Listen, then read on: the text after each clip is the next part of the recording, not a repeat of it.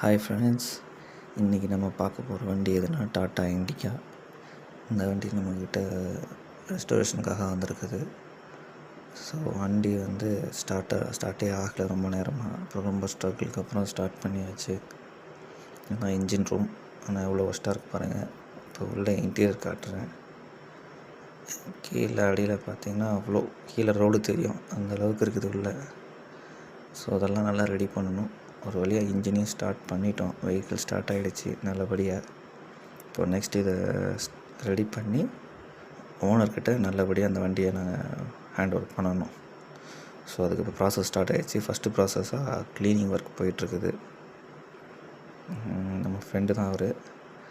அதுதான் இப்போ கிளியர் பண்ணிகிட்ருக்கிறாரு இருக்கிற டஸ்டெல்லாம். ஸோ இவர் தான் மெக்கானிக் ஃப்ரெண்டு, அவர் பேர் நியாஸ்.